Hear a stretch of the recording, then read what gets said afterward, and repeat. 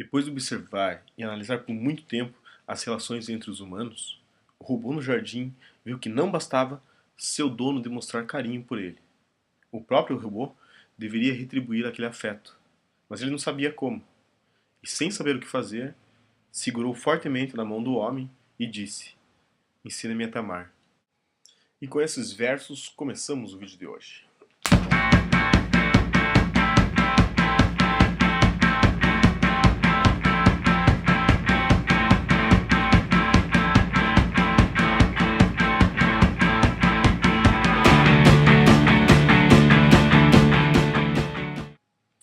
Os seres humanos sempre despejaram afetividade e sentimentos em objetos inanimados. Por exemplo, quando nós somos crianças, a gente tem uma relação de afeto com nossas bonecas, nossos carrinhos, nossa bola de futebol, enfim, todos os nossos brinquedos. Mesmo que eles não tenham uma resposta cognitiva para nós, né, uma resposta afetiva que venha da parte do objeto, nós já criamos uma relação afetiva com eles. Então podemos perceber que essa resposta afetiva que vem dos objetos do mundo não necessariamente ou não são necessárias, né, para que exista uma relação de afeto entre um humano e um não humano. E existem vários autores que defendem que os objetos, os humanos e os objetos não humanos, eles estão no mesmo patamar ontológico. Depois eu vou colocar ali embaixo um link para um texto do professor Eric Felinto, que fala sobre outro autor importante, que é o Bruno Latour, justamente falando dessas questões entre objetos técnicos, humanos e não humanos. Mas o que nos interessa aqui mesmo é pensar que, primeiramente, então, nós podemos efetivar ou ter laços afetivos com objetos inanimados. Segundo, nós já estabelecemos relações afetivas com não humanos animados, os animais. Nós estabelecemos essa relação de afeto e muitas vezes até de amor com os pets, com os animais.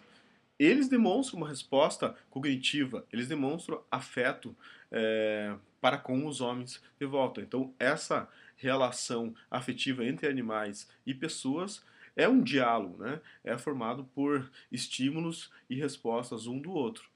Então, quanto maior o grau de resposta ou de interação dessa resposta cognitiva do objeto que a gente está estabelecendo, esse laço afetivo, mais forte vai ser esse laço afetivo.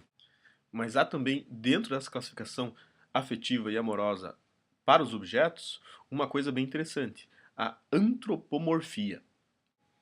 Objetos antropomórficos têm a forma do corpo humano. E nós estamos acostumados, no imaginário tecnológico, né, na ficção científica, ver os robôs como antropomórficos. Ou seja, os robôs têm a mesma forma do corpo humano.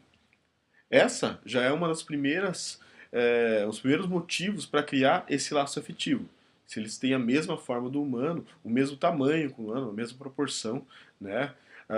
O mesmo volume corpóreo que o humano. Isso já estabelece um laço afetivo com os robôs. Como eu falei no vídeo anterior, David Levy, no livro Sexo e Amor com Robôs, ele vai falar e vai começar a pensar nessa relação afetiva com os robôs através também do pensar como que as pessoas despejam afetividade, né, ou sentem amor, enfim, pelos pets, pelos animais de estimação. Os animais de estimação já dão uma resposta cognitiva, mesmo que seja básica, para o ser humano. Então isso já estabelece um laço um laço afetivo, né? Uma relação afetiva já. Quanto mais a inteligência artificial e a robótica se desenvolve como ciência, cada vez mais os robôs, sejam eles virtuais ou concretos, conseguem dar uma resposta cognitiva melhor no processo de interação com os humanos. Tá, mas para que a gente quer robôs que tenham sentimentos? Já que o conceito inicial de robô, né, ou ser autônomo, mas a palavra mesmo robô, que vem do russo robota, né, é um termo que foi utilizado na primeira vez no teatro mesmo, por Karel Capek, na peça Robôs de Hassum. Esse termo robô ou robota significa trabalho compulsório. Então a primeira coisa, ou a primeira função do robô no imaginário mesmo, nas narrativas ficcionais, é que ele sirva como um escravo. Né? Ou alguém que não precise, você não precisa pagar, não precisa alimentar e não precisa suprir afetivamente. Tá, se essa primeira função, e como a gente vê hoje, né, nas fábricas, os robôs que não têm sentimento nenhum, mas são totalmente funcionais, né, a gente está indo bem com eles, por que a gente precisa de robôs, então, que têm afetividade, né, ou têm esse lado cognitivo e afetivo? Será que a gente precisa de escravos afetivos na contemporaneidade?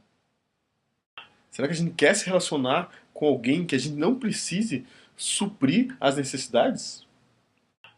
Por isso essas questões relacionadas à robótica e ao amor são tão importantes hoje em dia. Justamente para a gente pensar quais são os rumos ou para onde está indo as nossas questões afetivas ou as questões afetivas na contemporaneidade. Por que será que algumas vezes as pessoas preferem ter animais de estimação a ter uma relação é, mais forte, entre aspas, com outros seres humanos? Será porque simplesmente é mais fácil de suprir as necessidades de um animal? Ainda tem muitas questões para a gente levantar aqui. Mas vamos pensar em uma delas só. Né? Se o animal ele ficar com raiva de você, ficar bravo com você, você pela proporção corpórea até, né? Ou por outras situações, por você ser mais inteligente, você pode se safar de uma possível vingança do animal. Agora, se for um robô que é mais forte fisicamente e possivelmente ou potencialmente mais inteligente que você. Existe um robô no Japão chamado Kenji que foi construído para estudar especificamente esses laços afetivos entre os humanos e as máquinas. Né? O pessoal da programação colocou um código simulando amor e paixão dentro do robô. Sabe o que aconteceu quando tentaram deixar o robô sozinho? Ele simplesmente se moveu até a porta, obstruindo a passagem de saída, né, e começou a balbuciar coisas através do aparelho de som que ele estava embutido nele, coisas meio sem sentido, que não faziam sentido, né, e impedir os pesquisadores de deixarem a sala. Uma das pesquisadoras conseguiu, pelo telefone celular, chamar a segurança, né, que foi até lá e desligou o robô. O projeto do Kenji foi cancelado por causa disso. Mas é claro, entre os milhares de projetos de robótica desenvolvidos hoje pelos grandes centros tecnológicos, claro que alguns vão dar errado. Né? Que não é o caso do COG, o robô do Massachusetts Institute of Technology, do MIT, coordenado por Rodney Brooks, que nós vamos comentar nos próximos vídeos. Porque para programar sentimentos ou para simular emoções e sentimentos nos robôs, né, a gente primeiro precisa saber como funcionam os sentimentos e as emoções nos seres humanos. E é uma coisa que não está tão clara assim para a ciência ainda. Várias áreas da ciência têm que trabalhar juntas em uma interdisciplinaridade com a psicologia, a sociologia, as ciências cognitivas mesmo, a semiótica, né, a ciência da comunicação, todas as engenharias e outras áreas têm que trabalhar conjunto para entender primeiro como as emoções funcionam na gente, para daí repetir e simular ela nos robôs. Porque sem saber como as questões do afeto funcionam, como a paixão funciona, como o amor funciona, é impossível você simular esses sentimentos nos robôs. Aliás, não só esses sentimentos, mas em outros sentimentos também, como a gente vai ver nos outros vídeos. Então, a pergunta desse vídeo e a grande pergunta da robótica sentimental é: existe um modo certo de amar? Ou melhor, existe, será, uma metodologia, ou será possível aplicar uma metodologia de ensino ao amor? Então, antes de qualquer coisa, a gente tem que entender todos esses processos relacionados ao amor.